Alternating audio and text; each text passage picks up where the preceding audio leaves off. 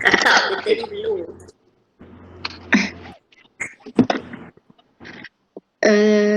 Sabar kat screen record. Saya screen record yang ni macam kat depan saja sebab nak tunjuk sebagai bukti lah. Lepas tu nanti boleh tutup lah. Boleh dah nak tutup sekarang kalau bateri low. Okay. So pertama kami akan interview Encik Timizi sebagai pengarah corporate Uniza. Yang kedua Cik Noranida. Cik Noranida boleh perkenalkan jawatan tak? Oh, Ida ada.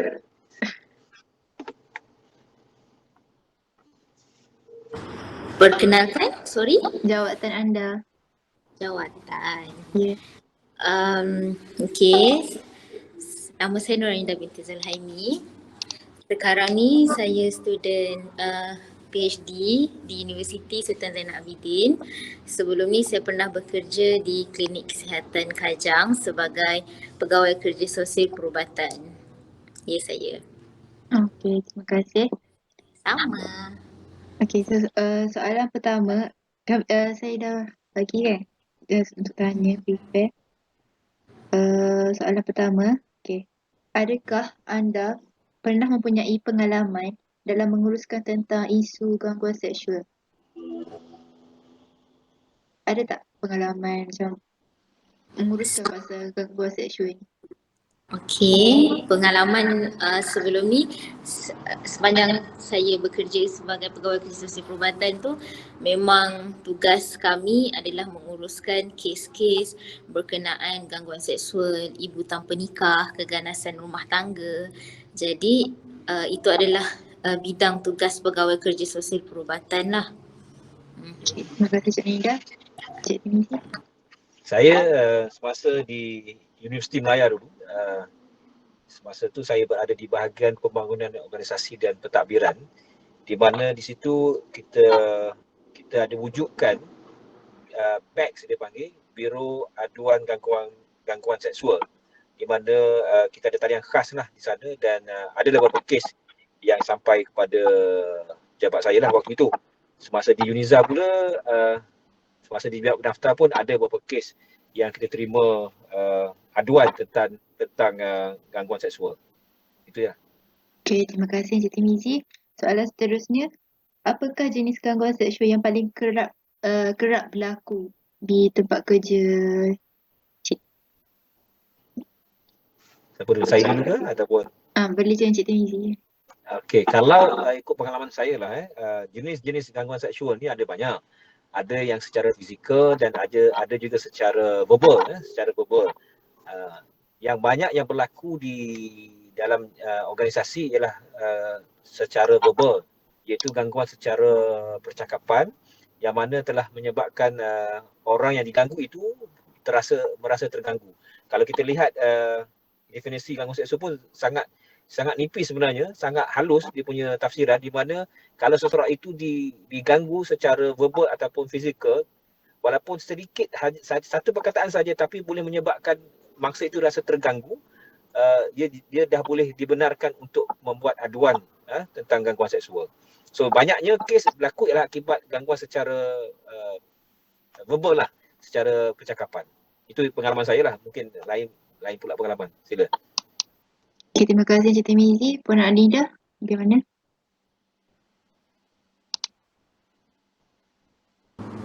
Boleh minta maaf, boleh ulang balik soalan tadi? Apakah jenis gangguan seksual yang kerap berlaku di tempat kerja anda ke, di tempat belajar ke? Okey.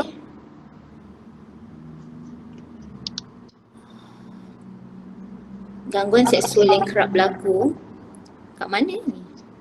Okey. Gangguan seksual yang kerap berlaku biasanya yang melibatkan kanak-kanak bawah umur atau dan juga dia ada dua. Dia dalam akta kanak-kanak ni dia ada dua. Yang pertama melibatkan bawah 16 tahun dan 16 tahun yang ke atas. Jadi yang biasa yang kerap berlaku di kawasan klinik kesihatan Kajang tu biasanya kanak-kanak bawah umur. Ya.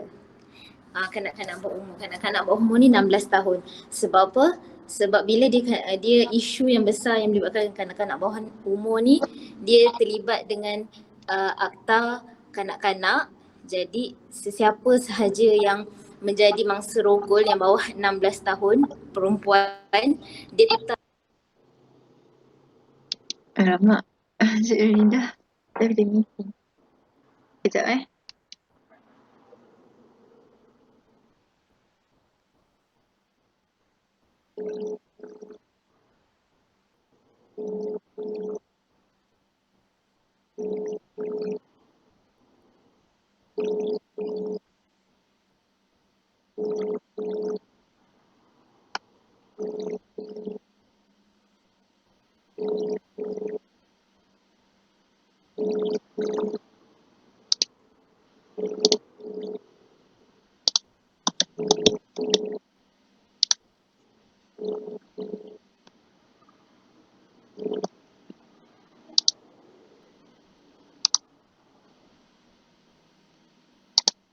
Okey dah okey.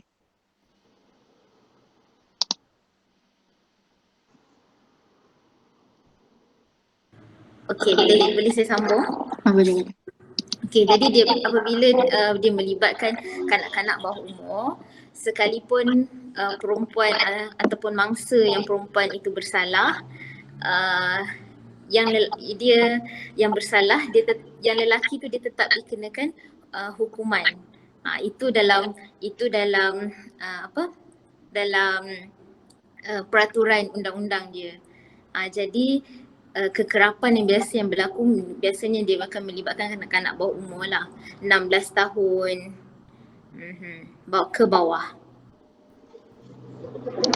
Okey, terima kasih. Soalan seterusnya, apakah tindakan anda jika berlaku isu gangguan seksual di tempat anda? Tindakan apabila berlaku masalah seksual di tempat anda. Okey, jadi kalaulah sekiranya pegawai kerja sosial perubatan tu dia dapat refer case berlaku masalah seksual, pertama sekali kita akan interview mangsa dan juga ibu bapa. Seterusnya kita akan buat lawatan ke rumah, sama ada tempat kawasan perumahan tu sesuai tak untuk dia tinggal ataupun tidak. Sebab keganasan seksual yang berlaku ni sama ada di dalam rumah itu sendiri ataupun antara kawan-kawan dia, ataupun suka sama suka ataupun dia rela, macam tu. Okey, terima kasih Cik Nurlinda. Seterusnya Cik Timizi boleh bagi pendapat anda. Apa tindakan yang akan dilakukan jika berlaku gangguan seksual di pejabat saya kan, atau di tempat kerja saya? Tindakan pertama sekali apabila kita terima aduan, pertama sekali mestilah kita kena buat siasatan terlebih dahulu untuk pastikan aduan yang diterima itu adalah benar-benar sahih. Sebab kebanyakan kalau kes pengalaman saya lah bila terima aduan gangguan seksual ni, kebanyakan aduan yang dikemukakan itu tanpa bukti. Dan bila tanpa bukti adalah amat sukar untuk kita buktikan bahawa pelaku yang didakwa itu adalah bersalah. Jadi isu dalam gangguan seksual ni biasanya berlaku ialah masalah pembuktian itu sendiri.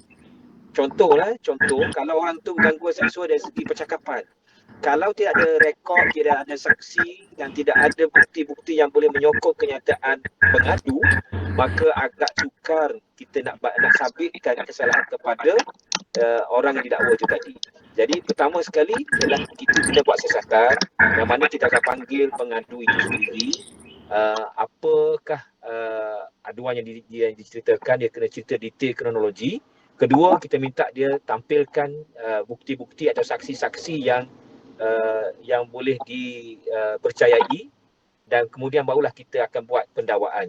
Dan bila buat pendakwaan, kita akan panggil pihak kedua pula untuk buat self defense lah. Kalau dia ada kalau dia tak mengaku salah, dia kena buat defense lah, kena buat pembelaan di peringkat dalaman universiti itu sendiri. Dan jika didapati bukti yang kukuh dan pemberatnya ada, maka tertuduh tadi boleh didakwa lah dan dikenakan tindakan tertertib lah oleh pihak universiti. Tapi saya suka kongsikan di sini, perlu kita letak dalam kepala kita, gangguan seksual ni bukan saja lelaki pada perempuan. Perempuan pada lelaki juga berlaku. Bukan saja lelaki pada perempuan, tapi perempuan pada lelaki juga berlaku. Tetapi kebanyakan aduan yang kita terima ialah daripada perempuan lah yang berlakunya. Okey, itu saja. Okey, terima kasih Cik Timizi. Seterusnya, dalam pengalaman anda menguruskan isu gangguan seksual ni, apakah reaksi atau tindakan mangsa sendiri yang telah mengalami gangguan seksual tersebut? Cik Nanida boleh bagi pendapat anda? Reaksi ataupun tindakan. Ya.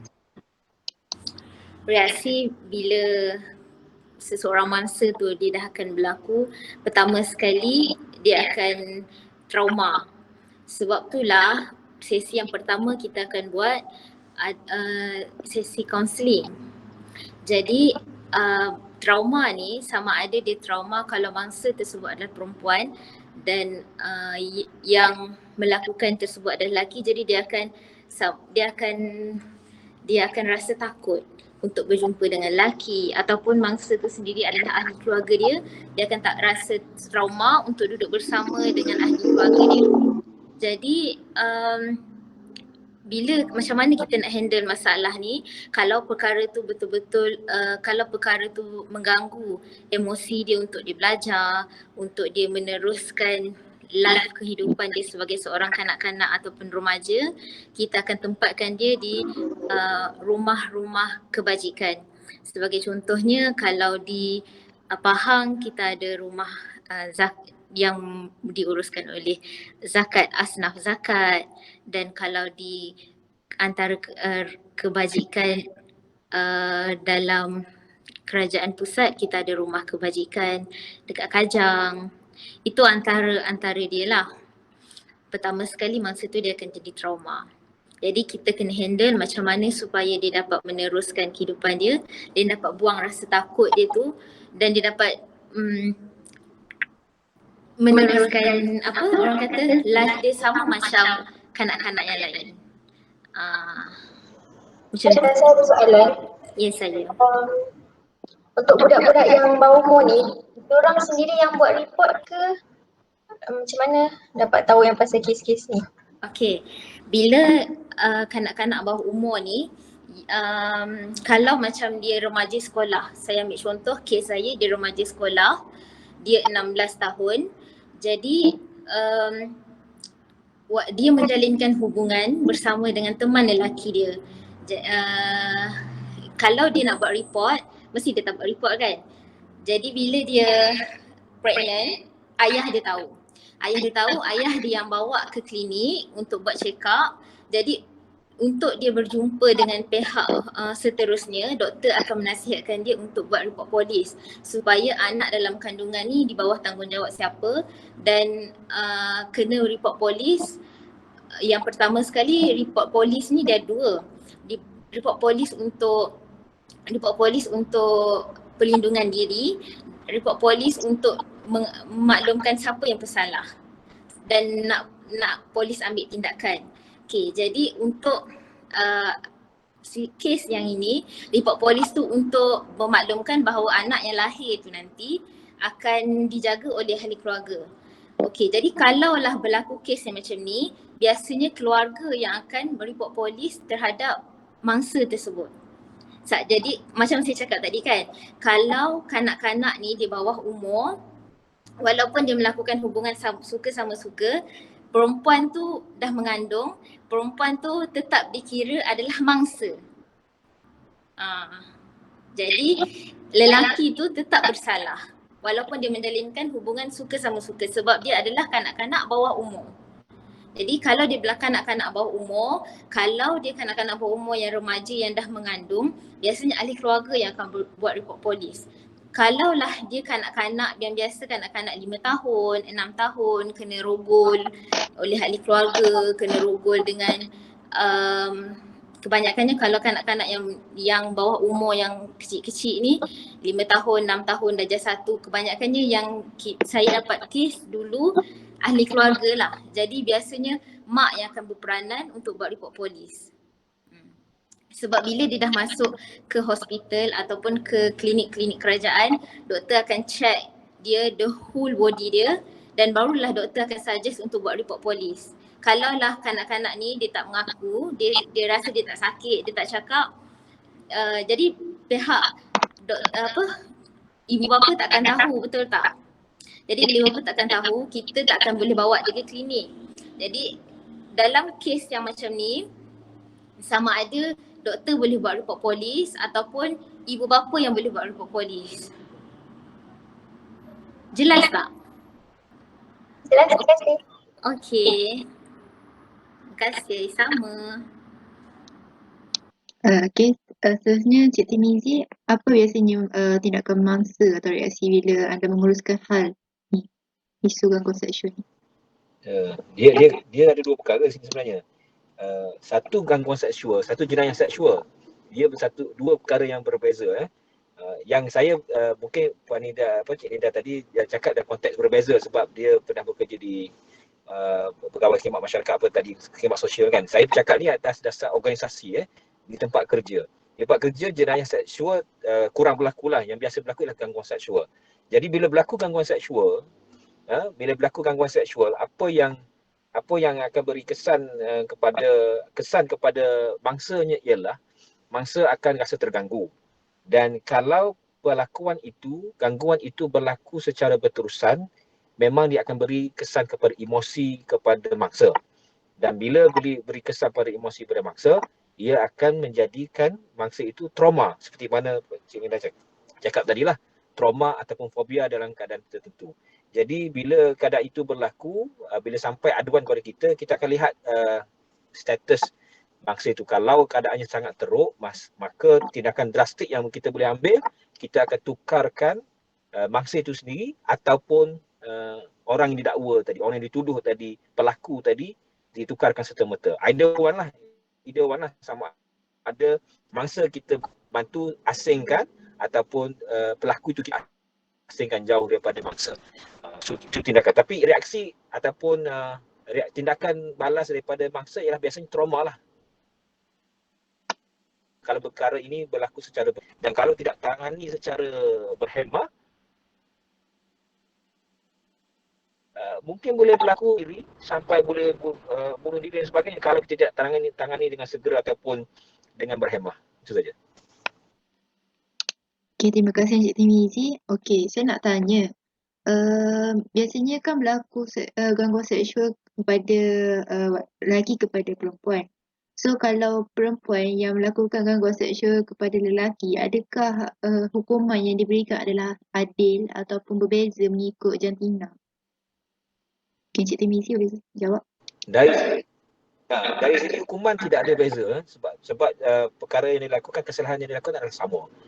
Cuma hukuman itu akan ditentukan berdasarkan, mungkin juga akan dilihat dari sudut implikasi kepada mangsa. Kalau gangguan itu berlaku sehingga menyebabkan mangsa terlalu teruk kesannya, mungkin hukuman itu lebih berat. Tetapi dari segi pelaku gender, tak kisah lelaki atau perempuan, hukuman itu tak samalah. Kalau di universiti, hukuman paling berat yang boleh kita berikan kepada pelaku ini ialah sehingga buang kerja lah.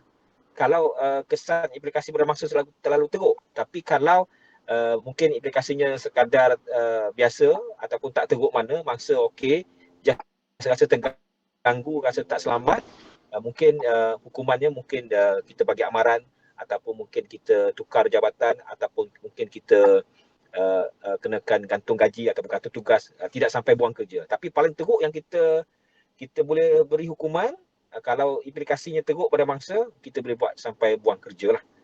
Itu kesannya. Okey, terima kasih Encik Timizi. Okay, soalan seterusnya, apabila gangguan seksual ni berlaku, pihak manakah yang sepatutnya kita persalahkan? Nida boleh bagi tahu? Okey, pihak mana yang sepatutnya dipersalahkan? Sebenarnya semua pihak berperanan dalam menyelesaikan isu keganasan seksual ni. Jadi kalau di semua pihak, semua kena bekerjasama untuk contohnya kalau macam di rumah ada ibu dan bapa, kalau kat sekolah ada cikgu. Jadi kalau semuanya berperanan dan bekerjasama, masalah seksual ni dia akan berkurang. Jadi dia tiada pihak yang perlu dipersalahkan, tapi semua pihak kena bekerjasama. Cuma Rasulullah kan pernah bersabda, di rumah ni kanak-kanak ni ibaratkan putih ibu bapa yang mencorakkan mereka. Betul tak? Jadi sejauh mana kanak-kanak ni dididik di rumah dan sejauh mana kanak-kanak ni adalah permulaan didikan tu bermula daripada rumah. Jadi kan ibu dan bapa ni sangat berperanan membentuk anak-anak ni supaya mereka ni tahu yang itu adalah gangguan seksual dan itu adalah jenayah seksual. Sebab apa mereka tu kena tahu? Sebab kadang-kadang bila dia sampai dekat sekolah dia cakap dia sakit. Jadi dia nak bercerita kepada siapa? Kalau dia kena di rumah, dia akan cerita dekat sekolah. Betul tak? Kalau dia takut, kalau adalah pelaku tersebut di rumah, mangsa tu perempuan dan pelaku mangsa tu adalah bapa atau abang, dia akan takut. Biasanya kanak-kanak ni dia akan takut cerita dekat ibu dengan bapa. Okey, ada yang jadi dia akan cerita di sekolah. Jadi apa peranan cikgu di sekolah? Kalau dia kena di sekolah, dia akan cerita di rumah. Jadi apa peranan ibu bapa di rumah? Sebab saya sebut sekolah dan ibu di rumah ni sebab saya relate dengan mangsa saya tadi adalah kanak-kanak. Okay, jadi semua pihak adalah berperanan dan siapa yang perlu dipersalahkan tu macam mana diri kita ni mendidik. Macam mana seorang ibu mendidik anak dia, macam mana ayah dia didik anak dia. Jadi semua pihak tu dia perlu bekerjasama. Supaya anak tu tahu dan remaja tu tahu yang mereka buat tu adalah salah. Boleh? Okay, terima kasih Cik Nida. Seterusnya Cik Timizi boleh bagi pendapat anda. Okey, sebenarnya kalau kita nak sepatutnya bukan kita cari siapa yang salah sebenarnya, tetapi kita boleh cari apakah punca berlakunya gangguan seksual ini.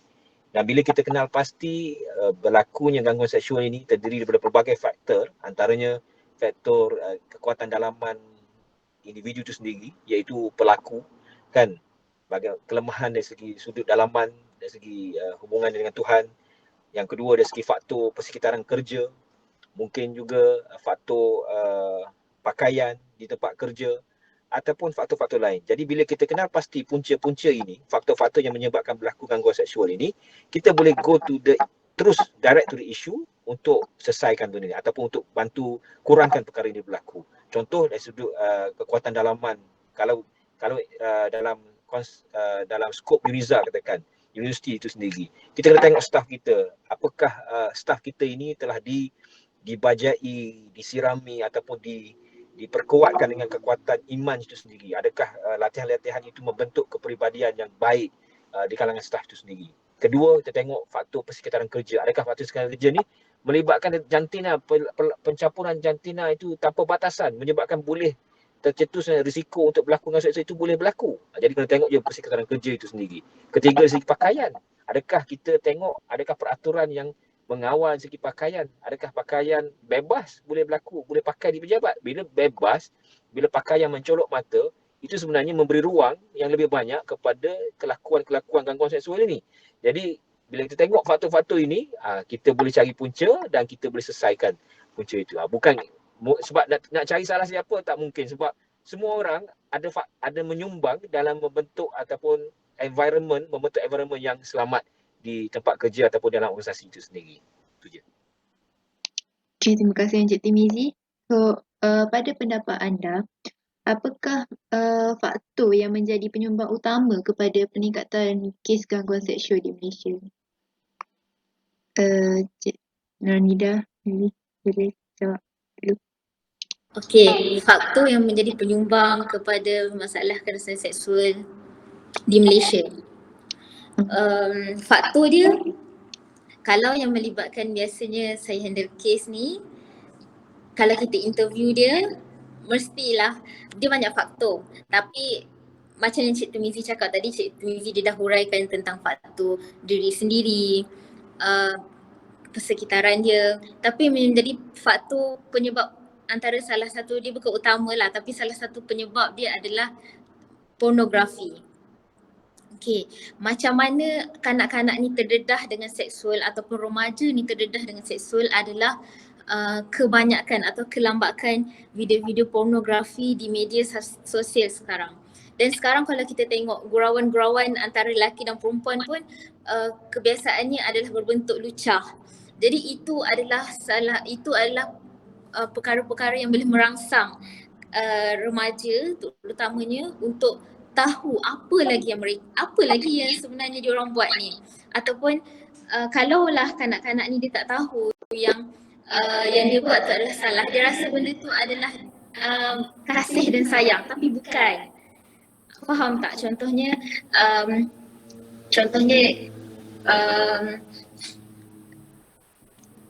saya boleh sebut ke contoh kat sini ya? Terbuka Encik Tumizi.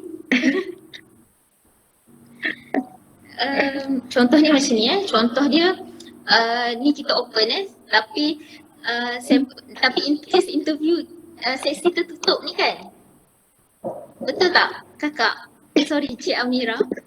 Okey, sebagai contohnya macam ni, sebagai contohnya atuk melakukan melakukan hubungan seksual dengan cucu, tapi cucu ni baru 8 tahun dan dia tak tahu pun yang kak atuk tu buat, buka baju dia, buka seluar dia tu adalah gangguan seksual.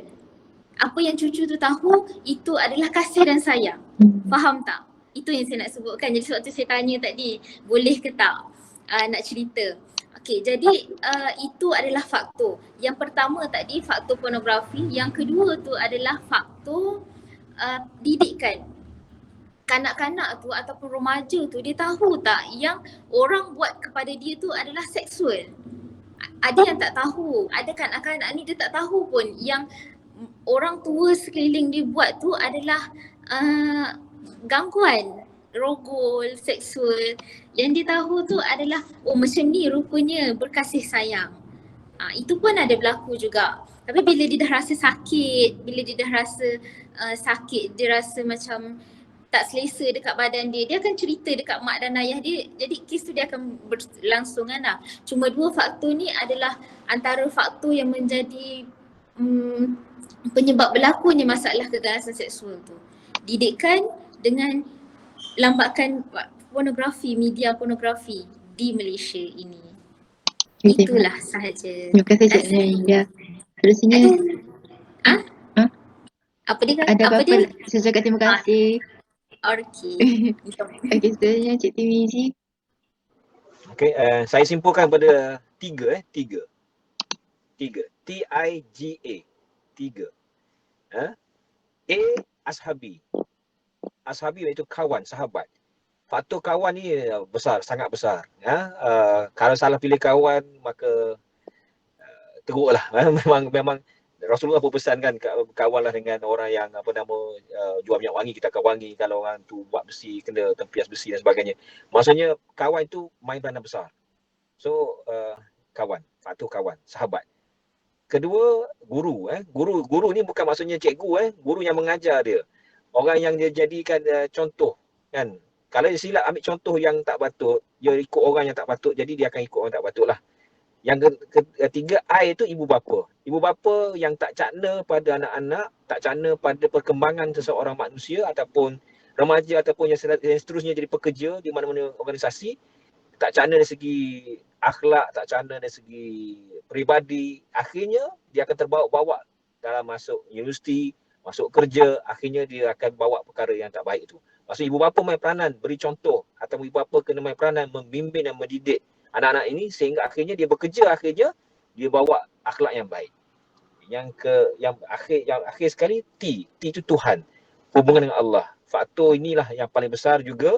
Saya setuju apa Cik Nia dah cakap tadi, faktor-faktor tadi, tapi hubungan dengan Allah ini juga yang menyebabkan kurang hubungan dengan Allah, menyebabkan orang ini boleh buat perkara-perkara ini. Kalau dia dia sedar dia esok nak mati bila-bila saja bila-bila masa boleh mati, takkan buat benda begitu.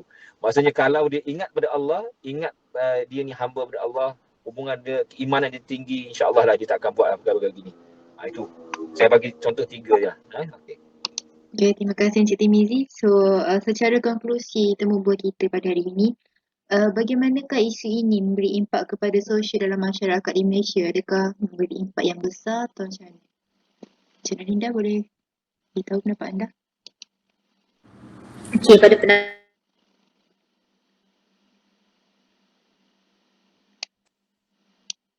Narinda okey.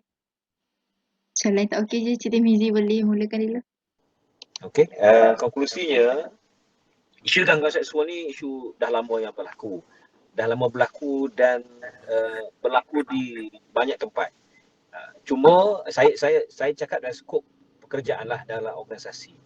Cuma impak dia sebenarnya walaupun kita nampak impaknya hanya kepada mangsa, tetapi sebenarnya ia boleh memberi kesan kepada organisasi. Di mana bila berlaku gangguan seksual, mangsa jadi ketakutan, bukan saja mangsa, kawan-kawan mangsa pun akan jadi ketakutan dan menyebabkan kerja-kerja yang sepatutnya boleh dibuat secara sempurna jadi terganggu. Dan akhirnya ia akan menjejaskan produktiviti sesuatu organisasi disebabkan berlaku gangguan seksual itu tadi.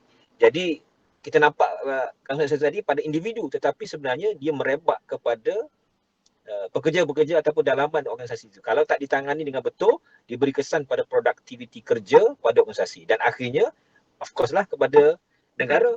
Kan bila organisasi itu tak boleh berdaya saing, tak boleh berkembang dengan maju, akhirnya organisasi itu teruk, akhirnya output tak ada, akhirnya beri kesan pada ekonomi dan sebagainya. Walaupun nampak kecil tetapi ia kesan berantai itu panjang kepada organisasi dan sebagainya. Itulah saya boleh conclude-nya bahawa gangguan seksual ini mungkin kecil bagi sesetengah orang tapi besar kesannya sebenarnya. Itu je. Okay, terima kasih Encik Timizi. Cik Narinda boleh bagi pendapat anda? okey. Bagaimana dia memberi impak kepada sosial dalam masyarakat di Malaysia? Kalaulah masalah gangguan seksual ni berlaku semakin berleluasa di Malaysia, sudah pasti dia akan memberi jejas kepada diri sendiri mangsa tersebut, betul tak? Okey, jadi macam mana kalau pemangsa tu sendiri semakin ramai di Malaysia dan masalah seksual ni semakin berleluasa, perkara yang pertama sekali kita kena takut adalah keturunan ahli keluarga tersebut sendiri. Okey, sebab itulah Rasulullah SAW melarang ataupun kita berzina, sebab dia akan merosakkan keturunan. Jadi sekiranya masalah ni dia akan berterusan dan dia akan merosakkan keturunan,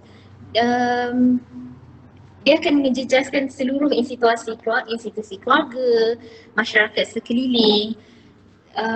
Sebagai contohnya saya sebut dekat sini, kalaulah kenapa saya sebut pasal keturunan, kalaulah berlaku anak luar nikah dalam sesebuah keluarga, dia akan terjejas dengan nak berbinkan dengan ayah sendiri dan dia tak boleh nak mendapat wasiat harta pusaka ahli ibu dan bapa dia sendiri, dan dia boleh berkahwin dengan ayah dia sendiri sebab dia adalah anak luar nikah. Jadi sebab itulah bagaimana masalah seksualnya sehingga seseorang itu mengandung boleh merosakkan keturunan. Jadi sebab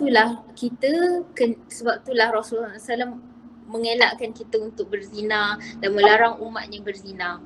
Sebab dengan anak luar nikah ni dia boleh merosakkan keturunan. Dan samalah dengan gangguan seksual ni, bila gangguan seksual berlaku, masalah sosial dia akan banyak dan antara yang masalah seksual yang banyak tu dia akan mengandung. Jadi dengan perempuan yang mengandung tu, dia akan terjejas dengan zuriat anak, keturunan anak tu, harta pusaka, berbinkan, ayah dia sendiri tak boleh. Itulah masalah yang akan berterusan benda tu. Sebab apa? Sebab dia ada mak dia je dalam kehidupan dia sehari-hari. Macam tu. Okay, terima kasih Cik Narinda. So, ada lagi? Ada soalan. Okay. Okey, ini balik kat tadi yang kebanyakan kes umur bawah 16 tahun kan. Kenapa Cik rasa tak banyak yang macam umur lebih daripada 16 tahun? Kenapa kebanyakannya less kenapa tak banyak yang umur lebih tu? Sebab dekat sekolah, sebab biasanya masalah-masalah ni berlaku di sekolah. Bila kita interview dia akan cerita, oh kenal dekat sekolah. Macam tu, dia akan cerita, dia akan maklum kenal di sekolah, kenal di TikTok, kenal di, kalau dulu WeChat, kan dulu kan kita shake phone dapat yang paling dekat dengan sekitar kita kan. Jadi masa zaman WeChat tu sangat banyak. Zaman WeChat tu 2016, 2017, shake phone kita akan dapat nombor kontak sekeliling kita. Jadi sebab itulah bila budak-budak ni dia shake phone, dia dapat kontak yang paling dekat. Jadi lelaki atau perempuan dia akan WhatsApp lah. Dia akan WeChat. WeChat. Saya tambah sikit boleh? Saya tambah. Boleh Cik Lizi. Kenapa bawah 16? Kenapa bawah 16 lebih banyak terlibat dalam kes begini? Sebabnya antaranya sebab umur 16 ni diorang masih lagi peringkat awal remaja yang mana mereka suka mencuba benda-benda yang baru. Dan biasanya berlaku kes yang kita lihat biasanya berlaku di yang viral lah. Lelaki lah yang mempengaruhi. Lelaki yang mempengaruhi adalah lelaki yang lebih berumur berbanding perempuan yang lebih muda. Maksudnya orang yang lebih berumur telah mengambil kesempatan, lebih mudah untuk ambil kesempatan kepada orang yang lebih muda. Sebab orang yang muda ini, budak-budak muda, remaja perempuan muda ini, dia tak ada pengalaman, dia mudah rasa orang itu mengasihi diri dia, dia rasa boleh percaya pada orang itu. Sedangkan orang yang cuba dekati dia itu ada udang di sebalik batu, ada pasang niat sebalik hubungan tersebut. Jadi tertuduh ni, orang-orang yang buat ni, dia tahu dah targetnya mesti budak-budak bawah 16. Sebab budak bawah 16 ni mudah nak cair. Mudah cair. Guna ayat manis sikit cair. Guna duit sikit cair. Guna bagi hadiah sikit cair. Jadi bila dapat kepercayaan, habis Itu antara sebab kenapa budak-budak umur bawah 16 tahun mudah terjebak dengan perkara begini. Okay, ini soalan last, macam soalan general. Okay, kenapa kan biasanya ada banyak, bila kita buat survey, dia cakap ada banyak yang macam buat tak buat apa-apa, tak buat report, tak nak cakap apa-apa kat orang. Kenapa benda tu boleh berlaku? Siapa yang akan jawab? Dua-dua. Okay. Kenapa dia tak buat report? Yang pertama sebab malu. Kenapa dia tak buat report? Yang kedua sebab dia takut dengan keluarga dia. Yang ketiga, kenapa dia tak buat report? Sebab dia rasa kalau dia buat report, orang tahu tu ada kekurangan bagi diri dia. Dan dia akan bawa benda tu sampai seluruh hidup dia. Jadi sebab itulah dia takut dia nak buat report. Kecuali biasanya yang datang tu adalah kritikal. Sebab itulah dia akan buat report. Dan kadang-kadang orang yang tak buat report ni sokongan keluarga berbeza. Ada kanak-kanak ni dia kena dengan keluarga dia takut nak bagi tahu mak. Kena dengan atuk dia takut nak bagi tahu mak dia. Jadi sebab itulah dia takkan cerita dan dia takkan cerita dan report polis dia takkan buat. Sebab 3 benda tadi tu. Dia malu dengan diri dia, dia takut. Ada tak orang percaya cerita dia ni? Macam tu. Itu pada pandangan saya lah. Mungkin Cik Temizi ada pandangan yang lagi baik. Tak ada, saya setuju dengan Cik Nida. Betul lah tu. Dia takut, satu dia malu, kedua dia takut, ketiga ada juga mangsa yang tidak tahu apa harus dia buat. Kan, tambah-tambah kalau budak muda kan, lagilah dia tak tahu apa harus dia buat. Jadi dia ambil tindakan, biarlah dia tanggung sendiri. Dia tak tahu. Dan yang keempat, mungkin juga dia tidak ada support system. Macam Cik Nida cakap, support system di belakang dia. Dia tak ada orang yang boleh dia percayai. Mungkin keluarga dia terlalu garang. Dia takut nak beritahu. Berkait dengan takut juga, tapi dia tak ada sistem sokongan yang kuat. Bila tak ada sistem sokongan yang kuat pada diri dia, sebab itulah dia kadang-kadang kanak-kanak yang terlibat dengan ni buat keputusan sendiri.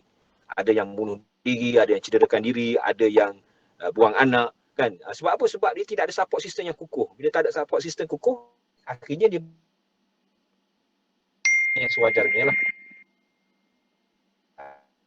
Ingat. Betul tu, saya setuju. Okay, terima kasih. Nadia, Nabila, Hafizi ada soalan tak? Semua clear? Okay. Okay, terima kasih. Kami nak ucapkan kepada Encik Timizi dan Puan Anida sebab luangkan masa untuk bersama kami untuk interview pasal kes gangguan seksual. Okay. Semoga semuanya selamatlah sampai ke rumah Encik Timizi balik kerja. Okay, terima kasih. Assalamualaikum. Waalaikumsalam. Terima kasih. Sama. Maaf salah silap. Assalamualaikum. Waalaikumsalam.